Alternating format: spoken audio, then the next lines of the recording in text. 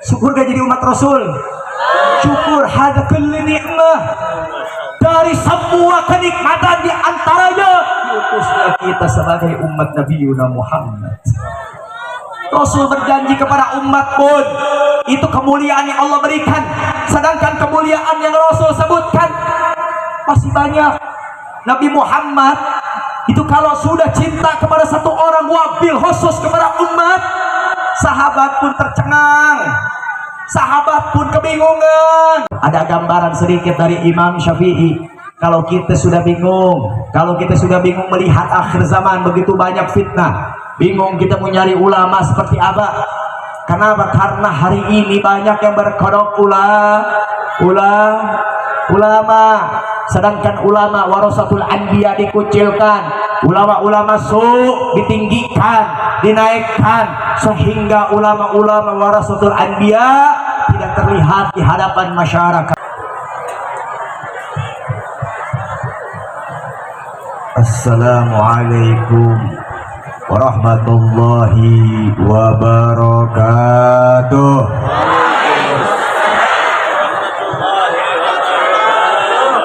Ini jawab salam kok lebih ramean yang ngoceh dibanding yang jawab. Bu, stop dulu ngocehnya. Bisa? Jawab salamnya bareng-bareng, mudah-mudahan yang jawab salamnya puasa sekarang nggak bolong. Ayo jawab bareng-bareng. Assalamualaikum warahmatullahi wabarakatuh.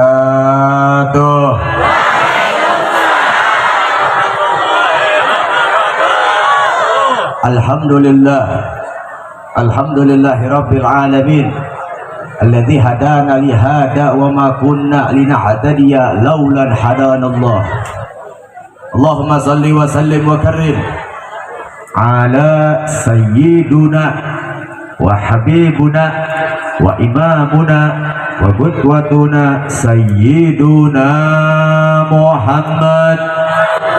Sayyiduna Muhammad, Sayyiduna Muhammad sallallahu alaihi wa sahbihi wa sallam bi afdalihi salati wa ta'zim wa takrim. Rabbi shrah li sadri wa yassir li amri wa hlul 'uqdatan min lisani yafqahu qawli. Amma ba'd. Sebetulnya udah habis sebenarnya waktunya. Udah habis. Siapa? Tadi pertama Habib Mahdi, kemudian disambung Habib Reza, Habib Fahmi, terus Habib Reza. Ini mau lanjut apa enggak? Orang Sunda bilang apa suami? Tuh, yang dua kurang. Mau lanjut? Benar. Pertama-tama yang kita cintai, yang kita hormati segenap kepada asatid dan asatidah setempat, baik itu para tokoh-tokoh, kiai, ustadz, sesepuh, wabil khusus abnai Rasulillah, para habaib abnai Rasulillah, darah daging Nabi Muhammad yang ikut hadir pada malam hari ini. Di antaranya yang baru saja menyampaikan nasihat demi nasihat dari awal,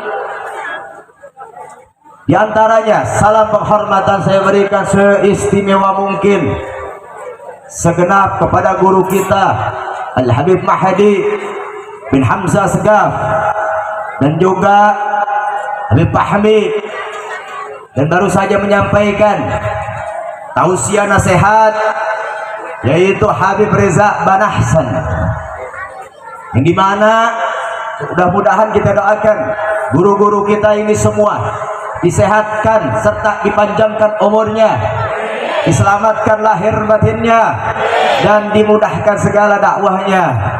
Dan juga tidak lupa salam penghormatan saya berikan segenap kepada tuan-tuan guru dan juga para aparatur pemerintah, baik tingkat RT, RW, lurah, camat, tingkat polisi, polsek, polres, TNI, dari Kodim dan Ramil dan segala-gala dan jajarannya. Kita doakan mudah-mudahan aparatur pemerintah kita diberikan amanah dan jujur oleh Allah Ta'ala. dan bisa menjaga amanah serta membawa umat jauh lebih baik. Amin ya rabbal alamin. Dan juga tidak lupa salam penghormatan saya berikan seistimewa mungkin, bahkan kalau orang Sunda bilang pakai cap cinta, kepada siapa?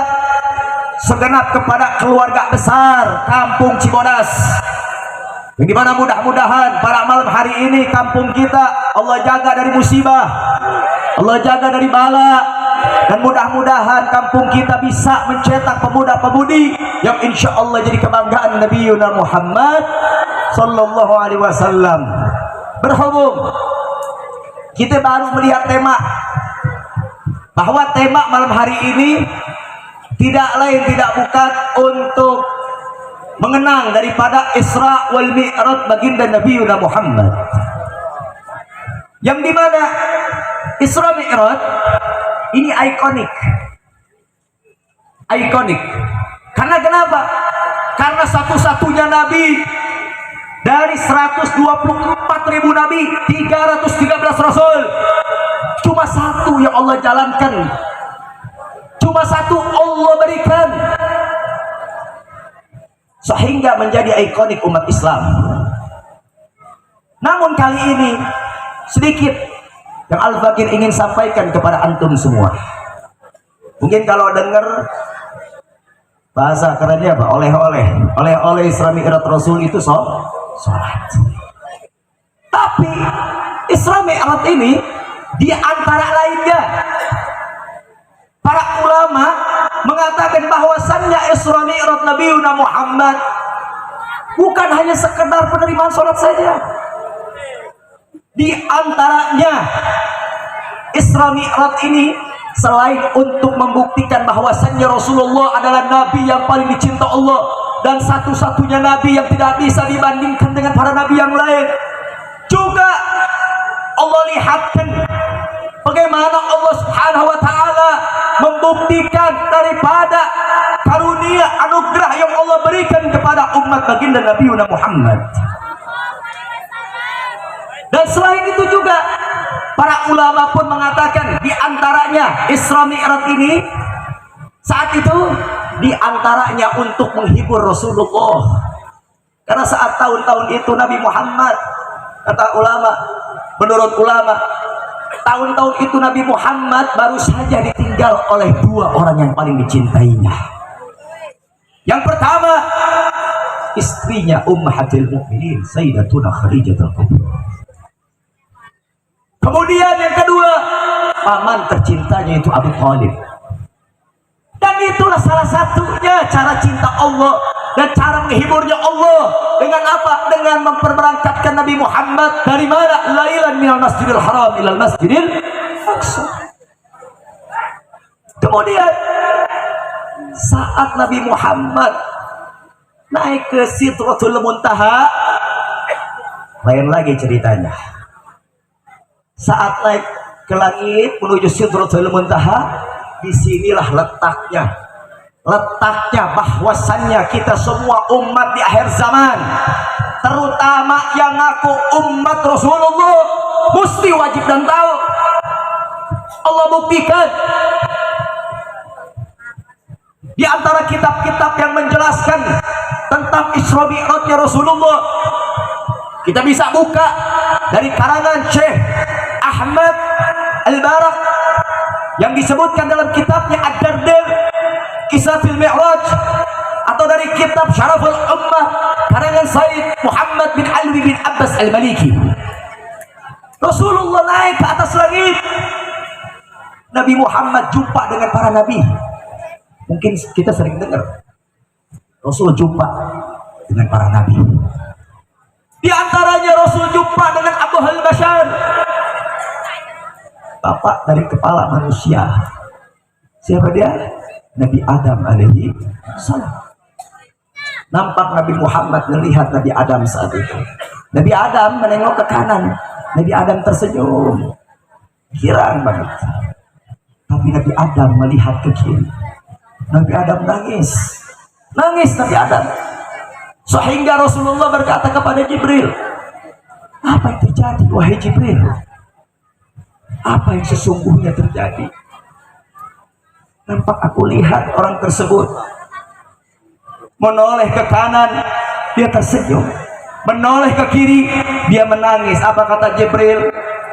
Ini Abuhul Bashar, dia adalah Nabi Adam, manusia pertama yang Allah ciptakan. Dia melihat kanan, dia senyum karena dia melihat anak keturunannya yang sedang bercumbu cinta di dalam surganya Allah.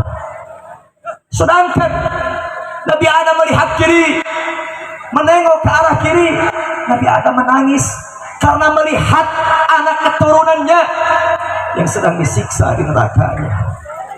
Poin pertama, karena kita semua di sini termasuk Bani Adam. Itu poin pertama. Kita hari ini belum ada yang tahu, mungkinkah kita ada yang di kiri ataupun yang di kanan.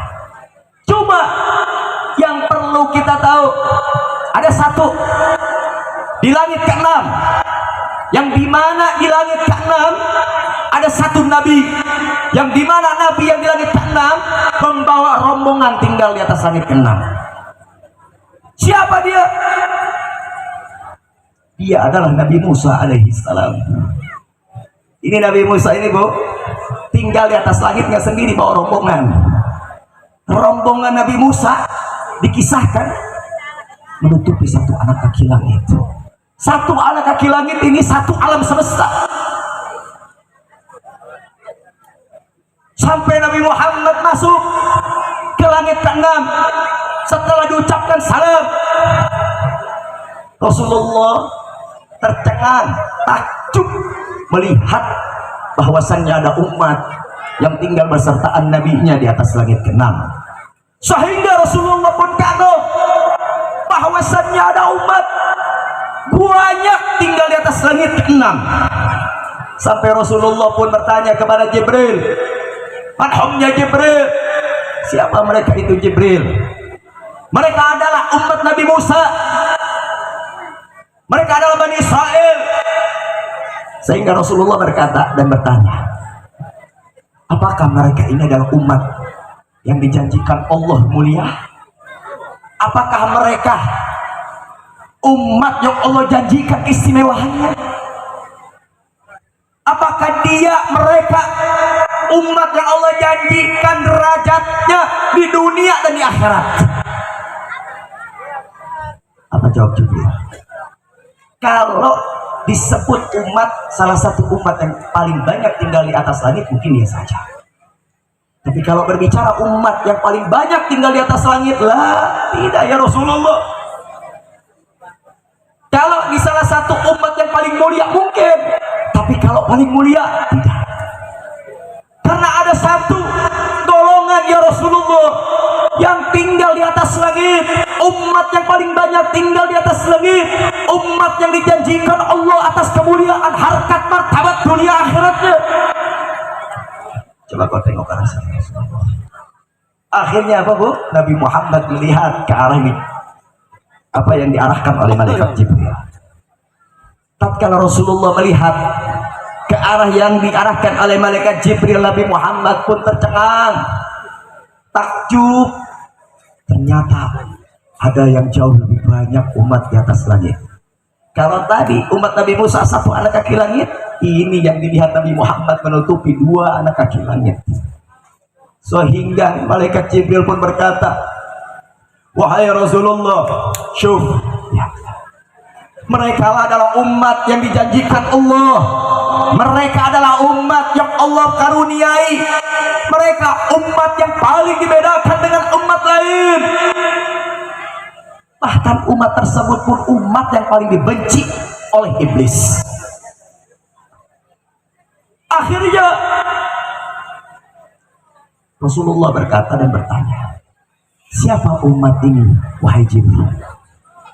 Siapa pemimpin dari umat ini wahai Jibril? Jibril berkata, wahai Rasulullah, dia satu-satunya umat yang dimana umat diharamkan masuk surga kecuali umat tersebutlah berada dalamnya. Dan dia adalah umatmu ya Rasulullah. Umatmu satu-satunya umat yang paling dibedakan dengan umat-umat terdahulu. Umatmu adalah umat yang paling banyak tinggal di atas langit. Hari ini kita tahu ada istilah ahlil ard walil ahli sama. Jelas kalau kita bandingkan antara ahli dunia dengan ahli sama, yaitu ahli langit jelas lebih muliaan ahli langit. Bagaimana cara membedakannya? Satu, kita tahu Ka'bah. Tahu Ka'bah? Tahu Ka'bah? Bu, Ka'bah tahu Bu? Tahu? Ngantuk. Tahu nggak Bu? Ka'bah. Ada di sini yang pernah berangkat umroh? Ada yang pernah haji? Yang belum, mudah-mudahan bisa berangkat. Ka'bah yang ada di dunia.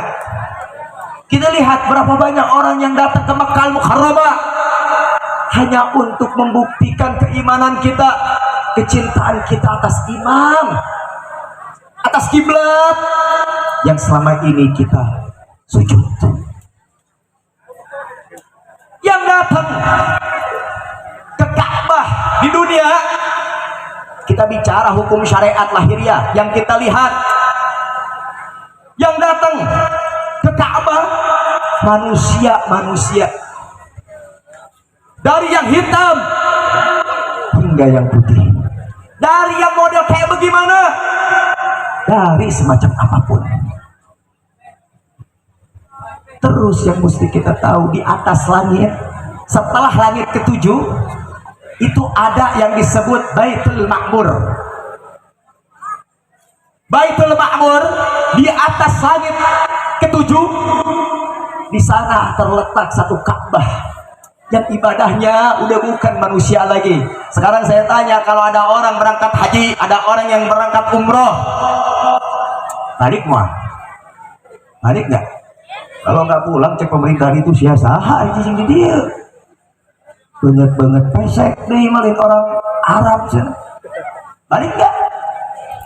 Tapi Ka'bah yang di atas Baitul Ma'mur, sehari yang ibadah tidak kurang dari 70.000 malaikat tidak akan pernah keluar hingga yaumil kiamat.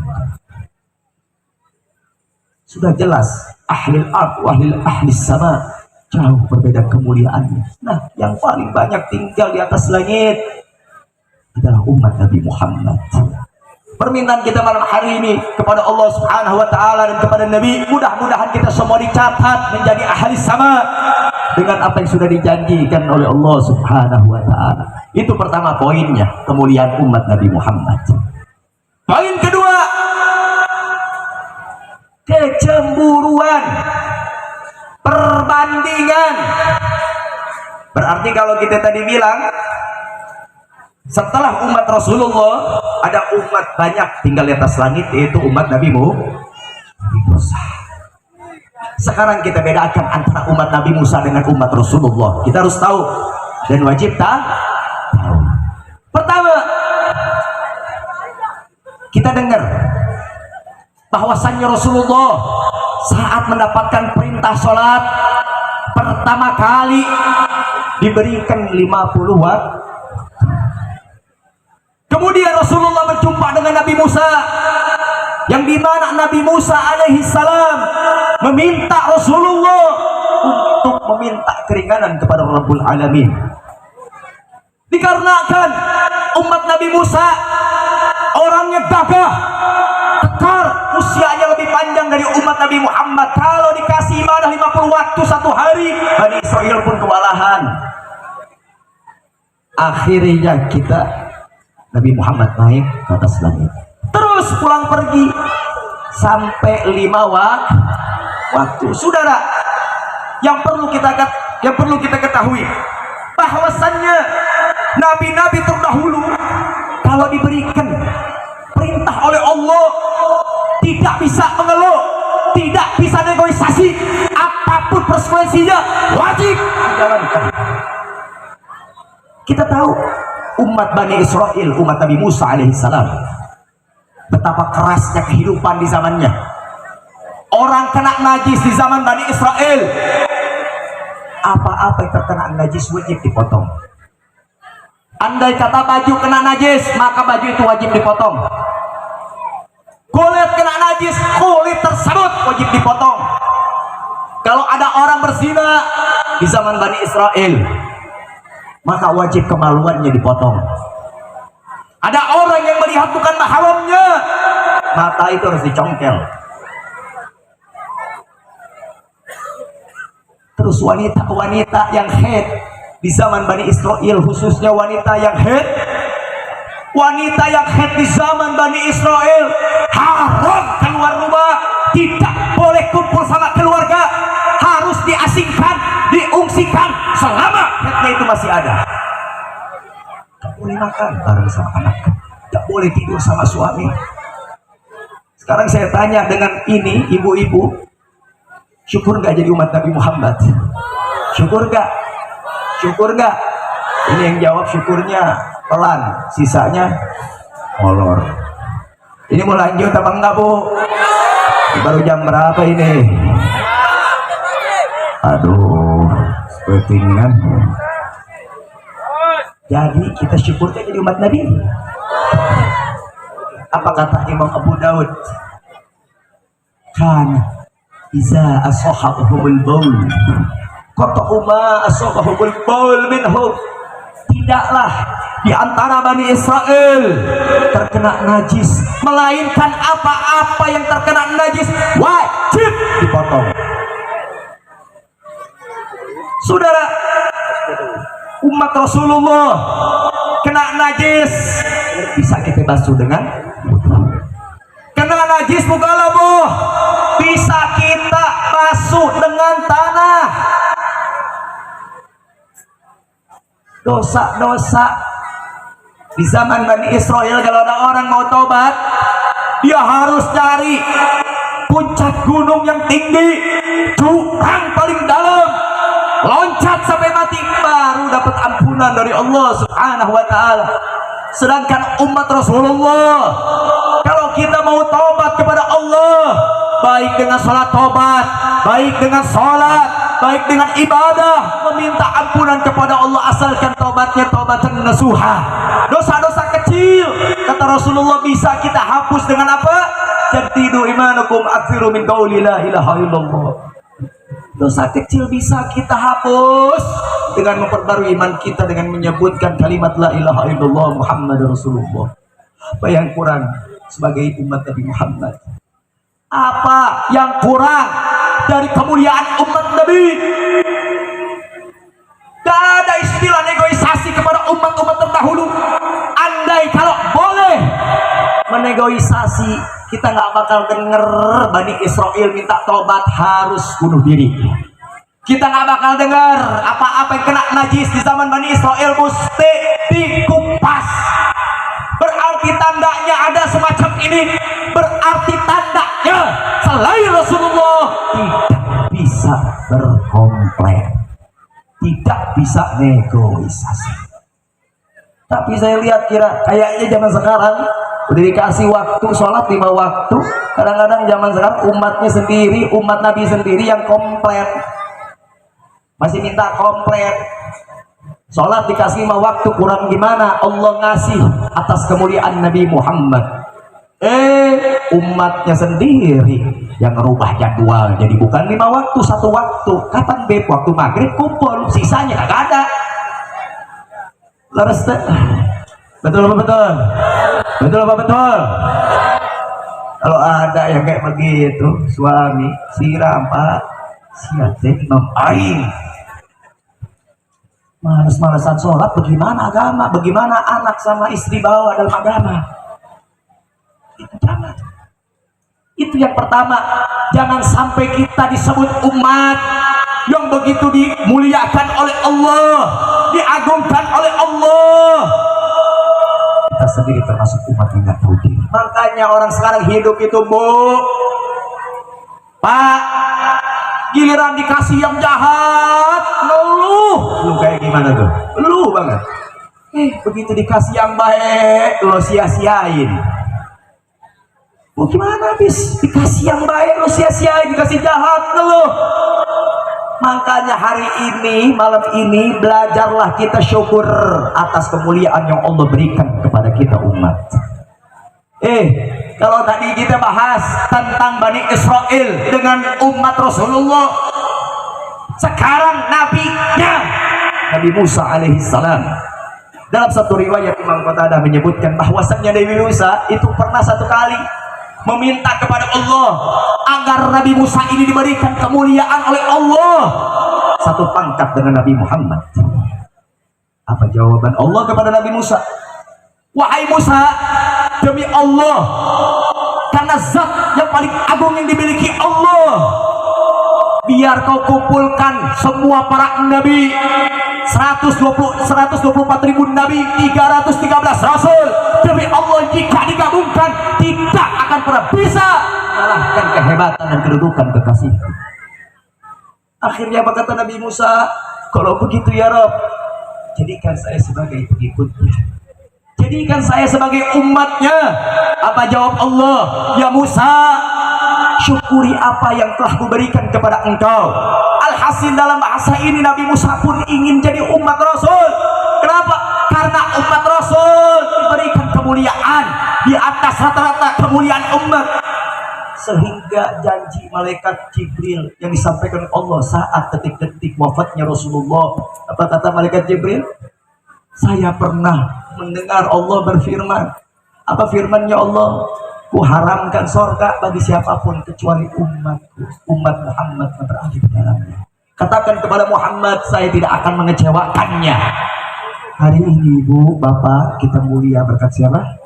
Berkat Rasulullah, berkat Nabi Muhammad. Coba kita lihat dunia, coba kita lihat dunia. Dulu di zaman Nabi Lut, kita dengar Allah balikan bumi. Gara-gara apa? Gara-gara kaum LGBT. Gara-gara apa? Gara-gara kaum Sodom. Sedikit saya kupas. Kaum Sodom di zaman Nabi Lut alaihissalam, yang pertama kali jadi pemeran Sodom itu iblis yang menyerupai manusia. Jadi kaum Nabi Lut itu terdahulu. Jadi sebenarnya kaum Nabi Lut ini kaum yang saling menyayangi,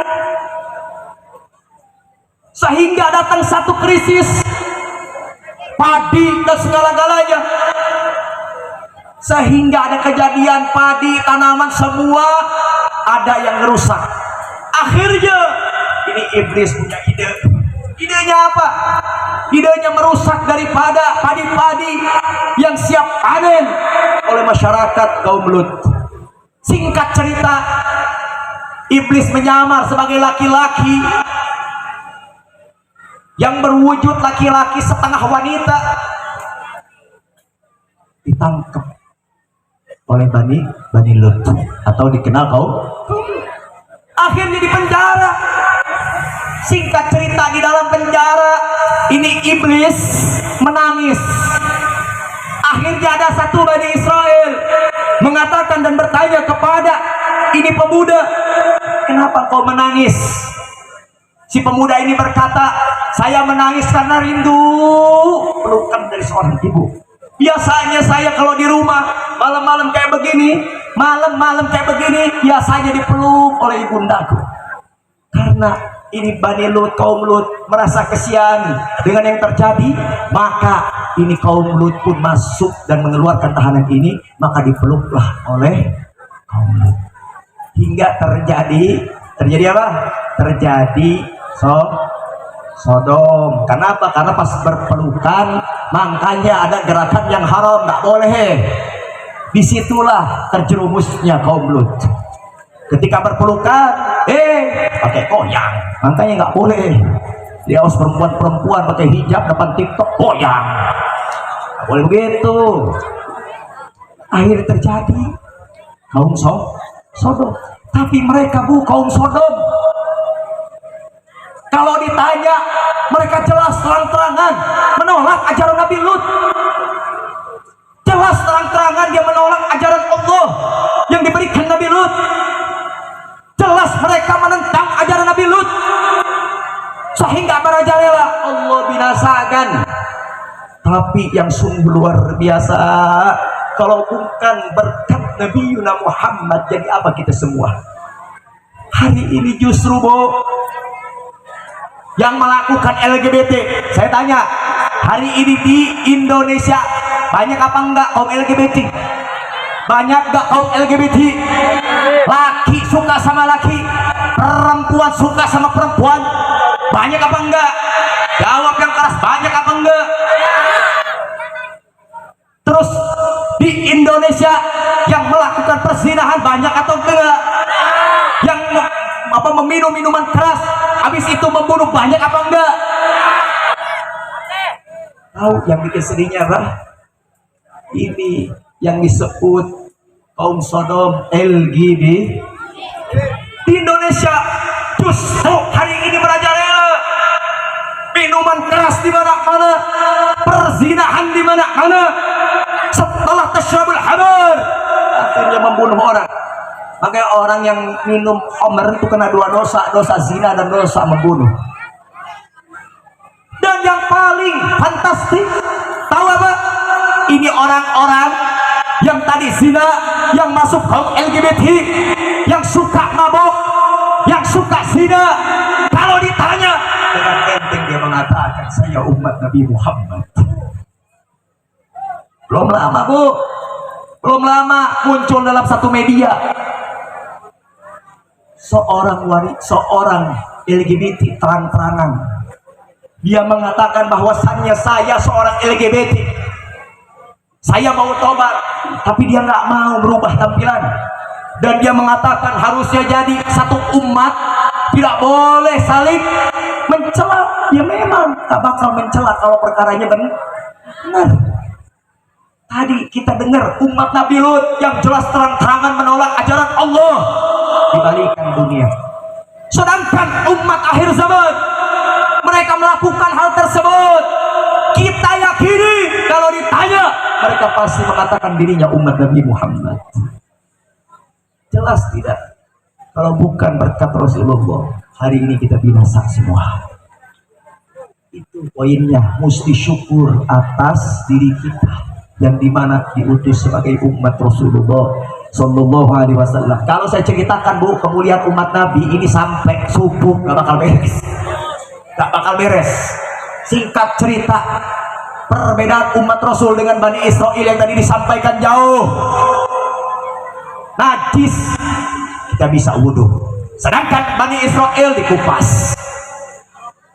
Zina kalau di zaman Bani Israel dicongkel matanya, kalau di zaman kita kalau ikut dengan hukum Islam dicambuk. Adapun zina yang paling tinggi tingkatnya yaitu zina muhsan, kalau menurut hukum agama di dunia maka dia akan dikubur kepalanya, ditinggal, dirajam sampai mati. Makanya yang punya bini, yang punya suami jangan suka selingkuh tuh gak enak. Makanya kalau nggak mau diselingkuhin, jangan selingkuhin diri. Gak apa-apa kalau selingkuh sama Nabi Muhammad, artinya apa? Gak apa-apa waktu kita berikan kepada Rasulullah. Subhanallah. Lihat. Sedangkan Bani Israel melakukan perzinahan dipotong kemaluannya. Melihat wanita atau wanita melihatnya bukan mahramnya, wajib dicongkel. Perbedaan yang sangat luar biasa. Tobatnya pun Bani Israel sampai harus nyari gunung tinggi, loncat sampai mati baru diampuni. Sedangkan umat Rasulullah lah, tadi sudah dijelaskan. Kalau kita mau sholat tobat, kalau mau dengan ganjal ibadah fardu ain, dengan ibadah yang jelas sholatnya dan tobatnya tobatan nasuha, itu yang mesti kita syukurin. Coba saya mau tanya ini, masyarakat kampung Cibodas, sekali lagi saya tanya, syukur gak jadi umat Nabi? Syukur gak jadi umat Nabi? Pak, suara malam. Coba riksakin salatina bisa balik. Coba lihat suaminya pulang duluan lagi. Ini suaranya kagak ada nongol. Lanjut pip sambil teler. Lanjut kemana? Naik puncak gunung, pulang. Nah, udah pulang sekarang tutup. Lanjut gak nih? Ini belum beres sebetulnya, pertengahan, paling gak enak kalau setengah-setengah. Sampai mana kita tadi? Sampai mana? Syukur gak? Ini syukur kagak jadi umat Nabi? Hah? Jangan sambil ngegaruk. Syukur gak jadi umat Rasul? Syukur hada kulli nikmah. Dari semua kenikmatan di antaranya diutuslah kita sebagai umat Nabi Muhammad. Rasul berjanji kepada umat pun itu kemuliaan yang Allah berikan, sedangkan kemuliaan yang Rasul sebutkan masih banyak. Nabi Muhammad itu kalau sudah cinta kepada satu orang, wabil khusus kepada umat, sahabat pun tercengang, sahabat pun kebingungan saat Nabi Muhammad mendengarkan bahwasanya Rasulullah sedang merindukan satu kaum yang dimana kaum tersebut tidak jumpa denganku, tapi dia percaya dan cinta kepadaku. Sedangkan sahabat ini kita yakini hidup dengan Nabi Muhammad, berjuang dengan Nabi Muhammad, apalagi jihad fisabilillah dengan Rasulullah. Tapi mereka kadang-kadang masih suka mengatakan iri.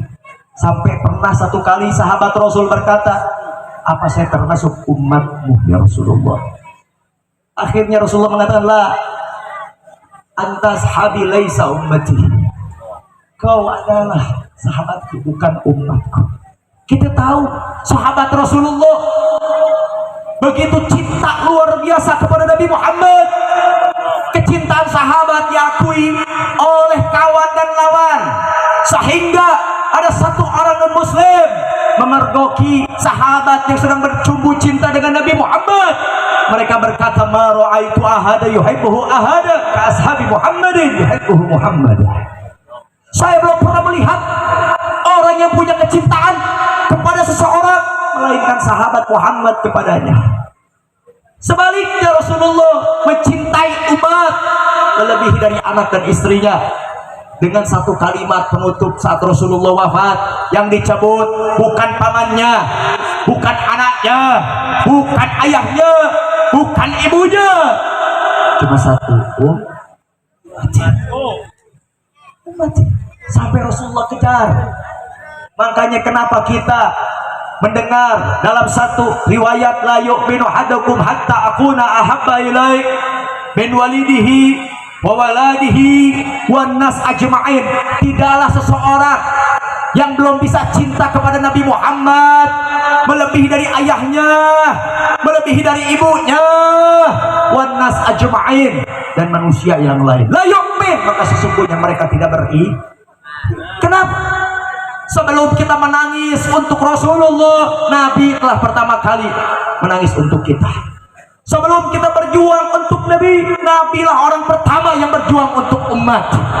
Sebelum kita rindu Nabi, Nabilah yang pertama kali rindu kepada kita. Sampai-sampai di dalam wafatnya Rasulullah, saat Nabi Muhammad memekik, merasakan kesakitan atas sakaratul maut, hingga Rasul mengatakan, innalil mauti la syakarat, sungguh dalam kematian ada sakitnya mati, yaitu sakaratul maut.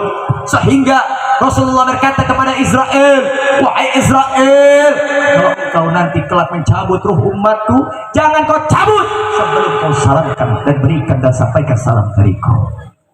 Sampai saat wafat Nabi Muhammad ingat kepada kita. Di akhirat Rasulullah mengatakan, analaha, kalau umatku sedang ditimbang di mizan, kalau umatku sedang diadili, sedang disidang, saya yang akan terus berada di sampingnya untuk tujuan memberatkan penimbangan yang baik, sehingga umatku bisa lolos dan masuk dalam surga. Ini perjuangan Nabi Muhammad. Makanya perjuangan Rasul itu dikenal melebihi perjuangan seorang ibu dan ayah. Kenapa? Ibu dan bapak punya anak sakit, sudah divonis bahwasannya ini anak tidak bisa disembuhkan. Dengan begitu perjuangan yang sangat maksimal, tapi ujung-ujungnya pasrah nggak? Pasrah nggak? Pasrah nggak? Kalau nggak pernah pasrah, ketahuan banget tukang ngeluh. Pasrah nggak? Pasrah nggak? Gimana lagi? Kita marah, nggak nyembuhin. Kita ngamuk, nggak hidupin. Pas, tapi Rasulullah nggak bisa begitu, dikejar. Makanya kalau kita ingin di dunia lancar urusan percintaan, kalau Anda di dunia tidak mau sakit dan kecewa, kalau Anda di dunia gak mau dipermainkan perasaan Anda, maka berikan perasaan Anda untuk Nabi Muhammad. Kasih perasaan kalian, cinta kalian terhadap manusia yang paling layak dicintai, yaitu Sayyidina Muhammad. Baca. Ente kalau sekarang ada laki ajak nikah, akhirnya apa? Disakitin, selingkuh. Sedangkan ente tanya diri sendiri, udah cinta belum sama Nabi Muhammad? Mungkin itu penyebabnya. Makanya itu juga kalau nilai seorang laki-laki, jangan dilihat dari mulutnya yang manis. Kadang-kadang mulut manis bawa penyakit. Tahu dilihat dari mana? Lihat cara dia beriman kepada Allah, lihat cara dia beriman kepada Nabi Muhammad. Kalau Tuhan dan Nabinya dia hianati, apalagi cinta Anda. Tetap yang diutamakan adalah Nabi Muhammad Sallallahu Alaihi Wasallam. Dan begitu pula salah satu mencintai dan menyerahkan cinta kita kepada Nabi Muhammad, di antara salah satu caranya apa? Dengan mengikuti apa yang diinginkan oleh Nabi Muhammad. Nabi Muhammad di antara yang paling ditakutkan oleh Rasulullah sebelum wafat adalah celakanya umat di dalam penuh fitnah, celakanya umat di dunia yang begitu penuh fitnah. Makanya Rasulullah mengatakan, kelak nanti umat akhir zaman yang dimana mereka tidak mau terkena fitnah, musibah yang paling besar adalah fitnah. Maka peganglah dua pusaka, kata Rasulullah. Yang pertama adalah Al-Quranul Karim, yang kedua ada yang mengatakan hadis, ada yang mengatakan sunnah, ada yang mengatakan ahlul bait Rasulullah. Tapi ada juga yang mengatakan, yang kuatnya mengatakan hadis. Al-hasil yang dimaksudkan Al-Quranul Karim ialah ilmu. Sebab Al-Quran tidak akan kita tahu isinya kalau nggak pakai ilmu. Makanya Rasulullah minta kita buat jaga Al-Quran. Dengan apa? Dengan ilmu. Habib, Nabi Muhammad kan ngawarisin jabatan? Kagak. Habib, Nabi Muhammad warisin kekayaan? Kagak. Harkat martabat? Kagak. Di dalam satu riwayat, Abu Hurairah pernah satu kali bilang di depan pedagang yang ada di kota Madinah, hei Anda, sungguh rugi Anda, di masa ada pembagian warisan Nabi Muhammad di Masjid Nabawi, Anda malah sibuk dengan dagangannya. Jalan akhirnya semua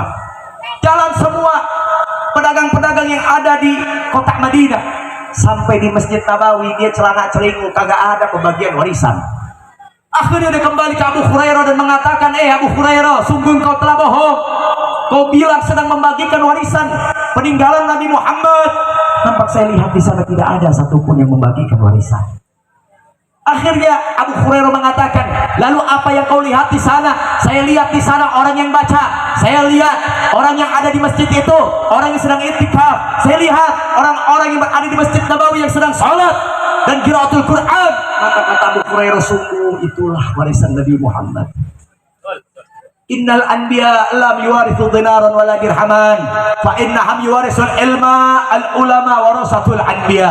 Nabi nggak warisin emas dan perak, enggak. Fa innahum yuwarisul ilma, mereka mewarisi ilmu, al ulama warasatul anbiya, maka ulama lah pewaris para nabi. Makanya Bu, Pak, Rasulullah nggak kira-kira ganjar orang yang ikut hadir majelis, nggak kira-kira. Di antaranya Rasulullah mengatakan di dalam sebuah hadis, orang datang hadir majelis 5 menit, ente datang hadir majelis dengan kuping hati yang memang ingin mencari kebenaran dan ilmu, ente balik pertama mendapatkan pahala lebih afdal dari 1000 rakaat. Kemudian Anda pulang membawa pahala lebih afdal daripada ente menengok 1000 orang sakit. Dan ditambah lagi lebih afdol ketimbang Anda mengikuti dari mulai takziahnya hingga pemakaman 1000 jenazah. Bahkan di dalam satu kitab hadis, Mukhtarul Hadis Syarif, yang dikarang oleh Al-Habib Umar bin Muhammad bin Salim bin Habib, apa kata beliau? Rasulullah mengganjar orang-orang yang hadir majelis nggak pakai 1000 lagi, nggak pakai 1 juta rakaat lagi, langsung dulu poin Nabi Muhammad. Apa kata Rasul? Ghanimah majazi zikril jannah. Keuntungan seseorang hadir majelis adalah surga dari Allah Subhanahu, khususnya di zaman akhir zaman semacam ini. Nabi Muhammad tidak mau umatnya tersesat. Yang paling dikhawatirkan Nabi Muhammad adalah ketika umat belok jalannya.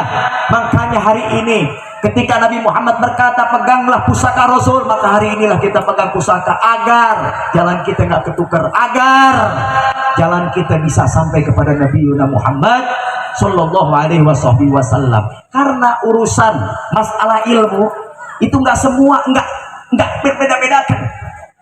Habib, saya punya bapak saya bisa bahasa semut, nggak peduli. Habib, saya punya bapak saya bisa bahasa keong, nggak peduli. Habib, saya punya bapak saya tukang belut. Habib, saya punya bapak saya semalam nebang pohon pakai tangan. Masih saya ini wajib mencari ilmu, tuntutan mencari ilmu sekalipun habaib. Tujahidun nafsa ilallahi subhanahu wa ta'ala. Ta'allam al-ilmu la yuras min aba wala min amam wala yudrik bil manam. Ilmu kagak diwarisin dari emak, bapak, dan moyang. Artinya tanpa belajar tetap jahil. Ada Habib, ada punya kakek Sayyidul Habib Salim bin Ahmad bin Jindan, beliau al-muhaddis wali. Saya punya datuk, saya punya nenek jaddati, anak Habib Salim bin Ahmad bin Jindan juga wali. Kalau saya nggak belajar, bodoh nggak? Bodoh nggak? Bodoh nggak? Bodoh. Satu kalimat yaitu ilmu, tapi satu kalimat itu yang dimaksud ilmu mengandung jutaan, termasuk hidup kita pun ada di dalamnya. Termasuk hidup kita ada di dalamnya. Makanya gak usah panjang lebar malam ini, intisari dari semua pembahasan malam hari ini dari Al-Faqir, satu, hari ini buat menyelamatkan diri dari fitnah akhir zaman. Nggak perlu kita harus ini harus itu, enggak. Kebanyakan manusia zaman sekarang banyak wacana, kelakuan kagak. Wacana doang, teorinya ada, prakteknya nggak ada. Cukup dengan satu, jaga majelis zikir, ngaji. Ntar kalau antum sudah ngaji, semua jalan bakal kebuka. Harus kemana antum berjalan.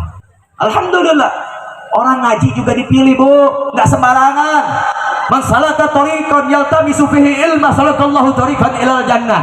Orang yang berjalan di jalannya Allah, Allah permudah jalan menuju surga. Orang yang nyari ilmu tuh nggak sembarang orang. Orang yang bisa ngaji, orang yang mau ngaji, orang-orang pilihan, orang-orang tertentu. Sebab malam ini pun kalau kita bilang di luar sana berapa banyak orang yang umat Nabi detik ini, jam ini yang melakukan maksiat, yang masih melukai hati Nabi, sedangkan kita semua di sini pilih Allah, dipilih oleh Nabi untuk menumpahkan malam hari ini rindu kita kepada Rasulullah Sallallahu Alaihi Wasallam, dan juga merubah diri kita dari yang baik lebih baik, yang belum baik jauh lebih baik, berkat cinta kita kepada Nabi Muhammad. Justru karena malam yang sabaraha ya, atur sare urang ngaji, nikmat nggak? Syukur gak? Wah, ini hati namanya Habib lah.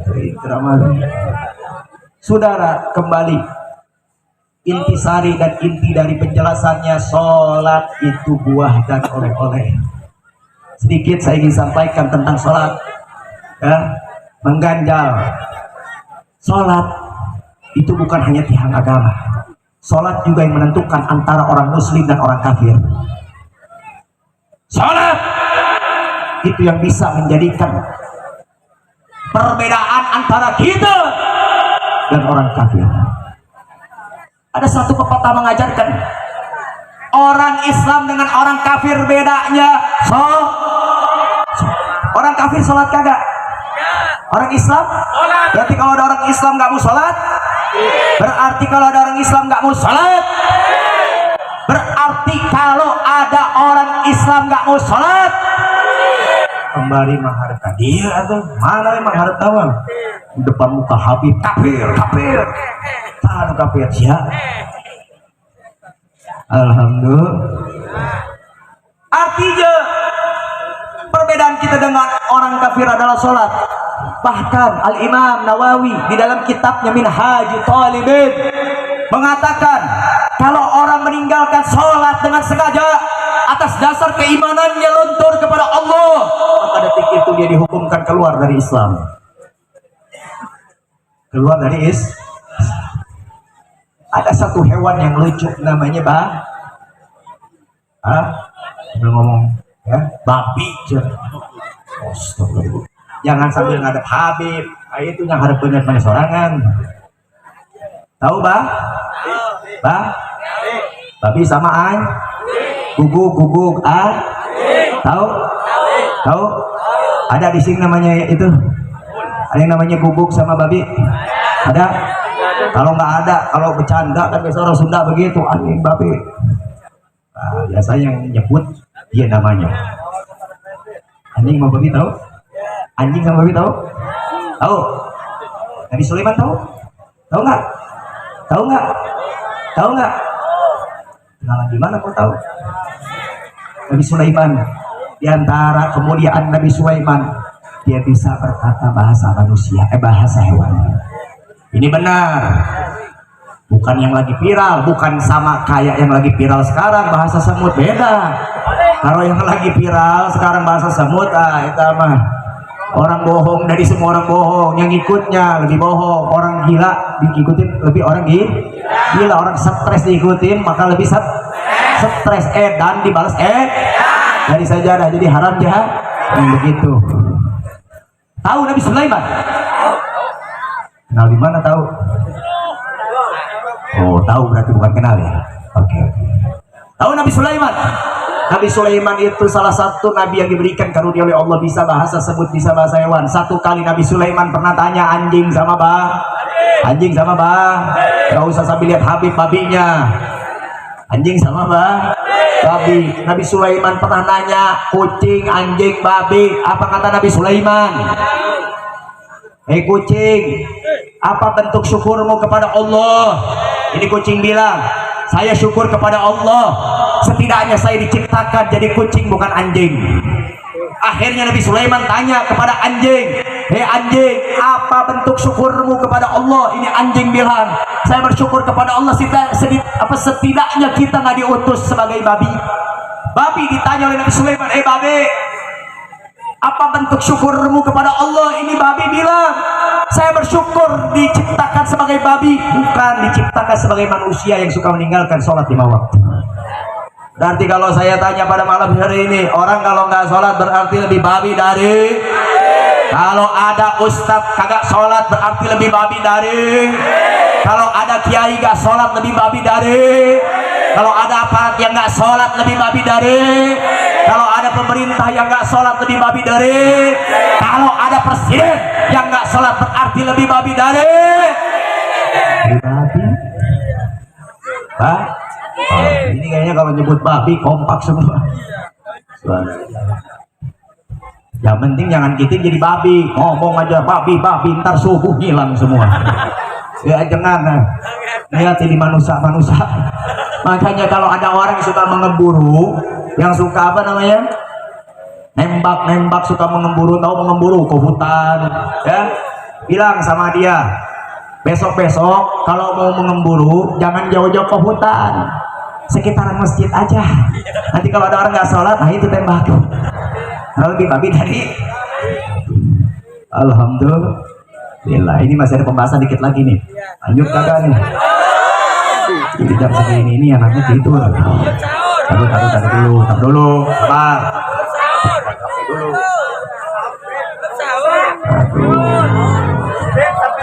Sedikit lagi. Udah Habib teh rek sare, jam lagi masih kena di luar. Habib itu pujangan, udah maturan. Belum laku katanya. Lanjut Kak. Sampai mana tadi? Sampai babi. Itu baru babi. Hari ini saya tanya sama antum semua, kalau saya tanya makhluk Allah yang paling dilaknat siapa? Dari babi deh keher. Babi. Ini biasa orang udah jadi makanan tiap hari omongan babi. Makhluk Allah yang paling dilaknat babi. Makhluk Allah yang paling dilaknat, masa iblis saya kagak tahu? Gimana bisa ngelawan? Kenal aja kagak. Yang kita tahu hari ini makhluk Allah yang paling dilaknat nyebut lima tuh yang menyebut lima tuh ternyata iblis alias Azazil, subhanallah. Dia yang hari ini kita tahu laknatullah alaih, laknat yang Allah laknat, makhluk yang paling Allah laknat. Tapi ada yang perlu antum tahu.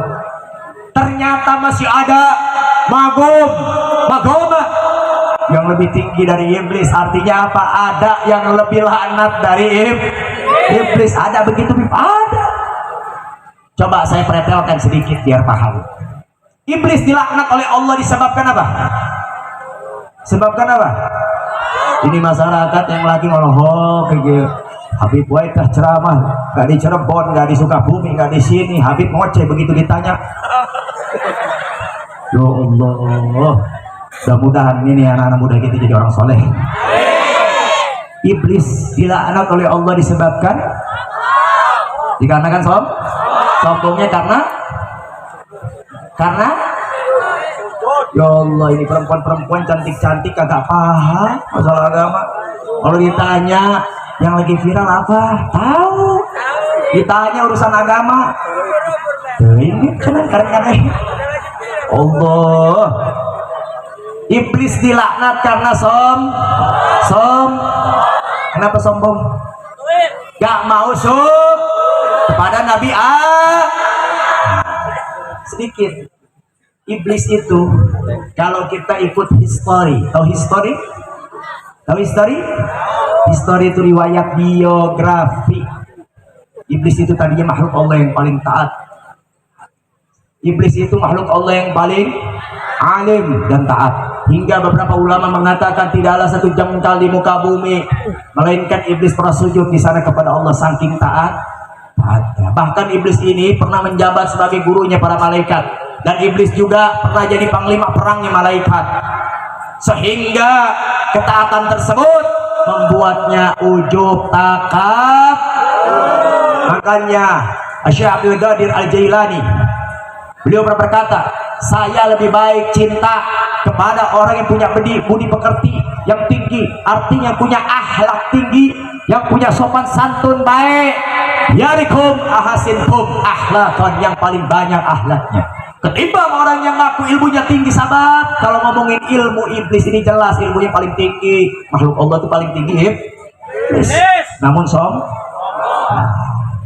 pertama kita dengar iblis makhluk Allah yang paling tak sebelum dilaknat.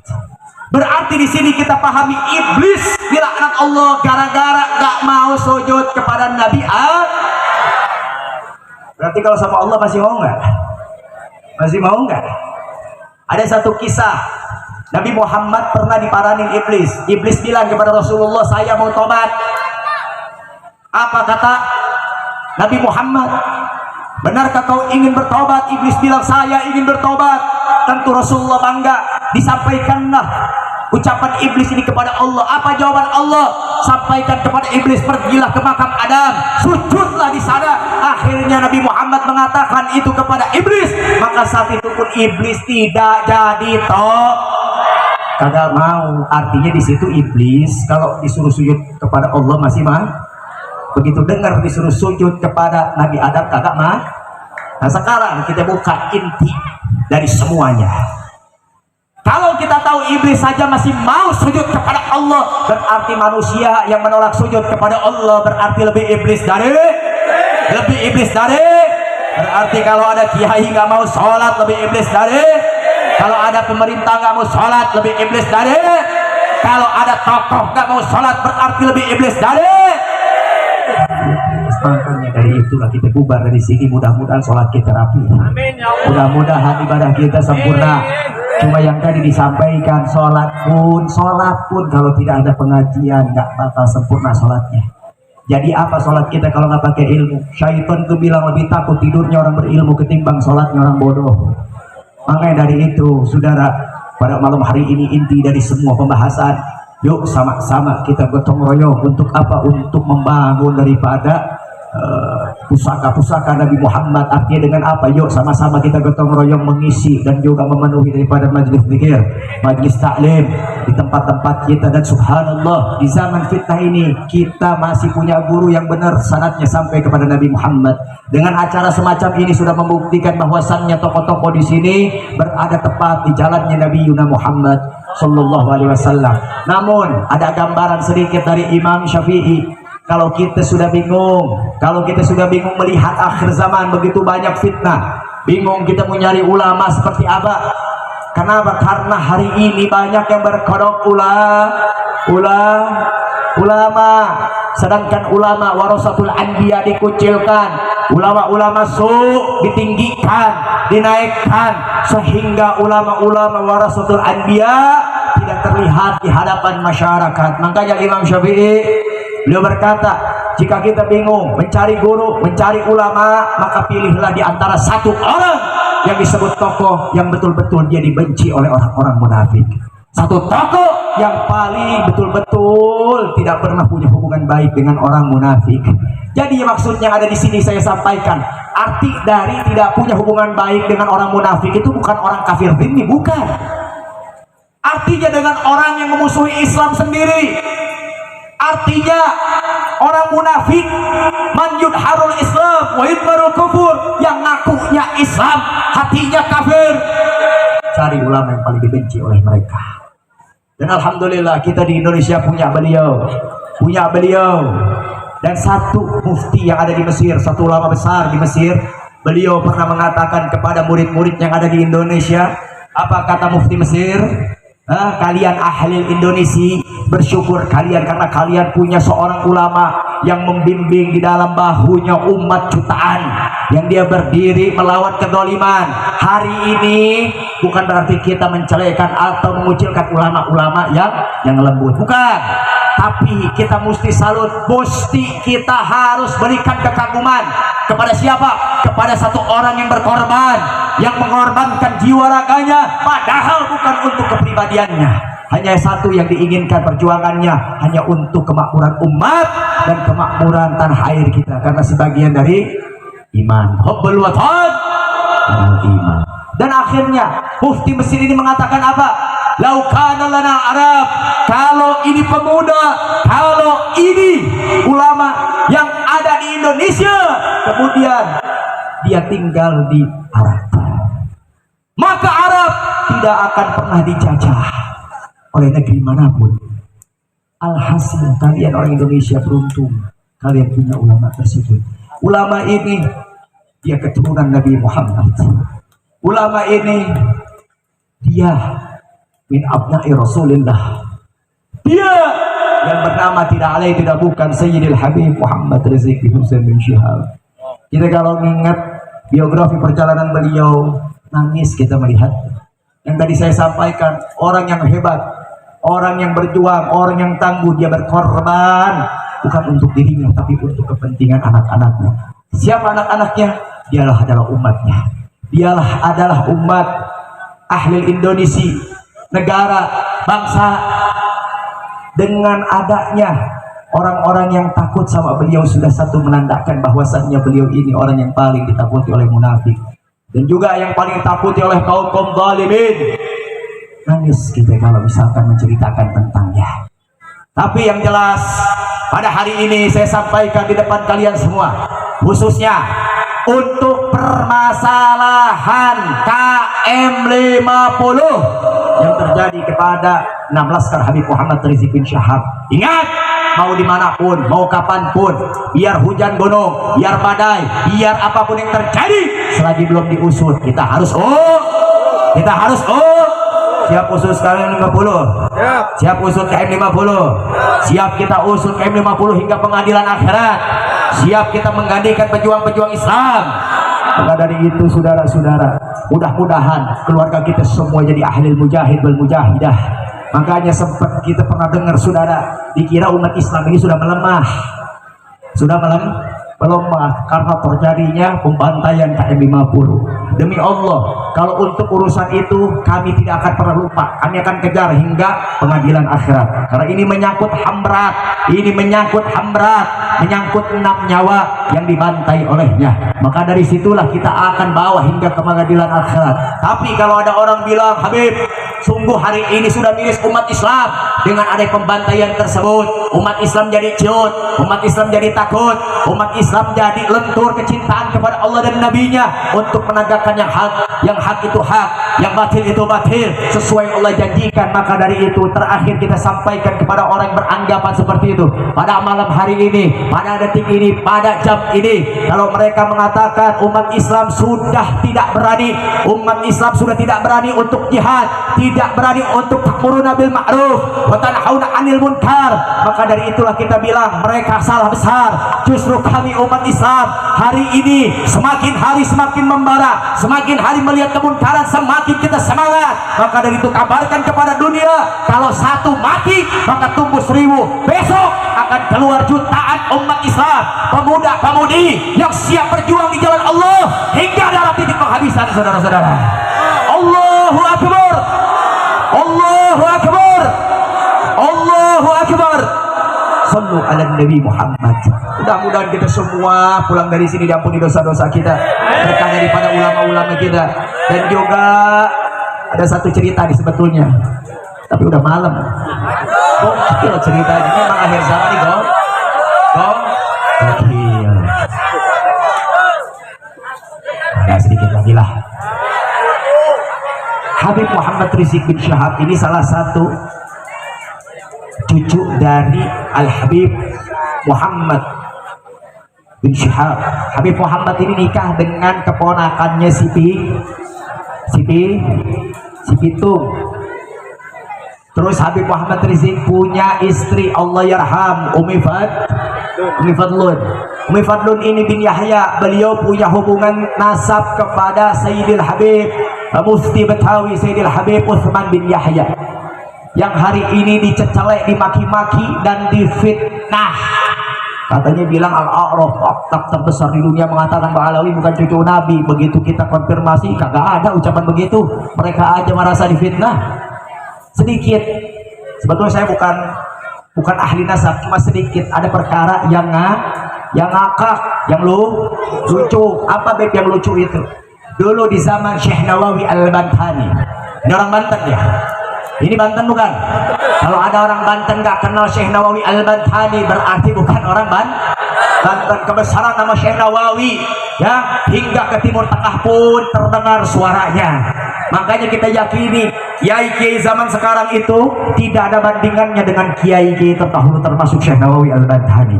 Di Mesir itu, Bu, Pak, sampai sekarang bisa makan belut itu berkatnya Syekh Nawawi Al-Bantani. Waktu itu di Mesir lagi ada istighosah, mujalasah, serta ijtima akbar, membahas tentang apa? Hukum makan daging belut. Karena waktu itu belum ada ekspor impor, jadi nggak tahu bentuk belutnya gimana.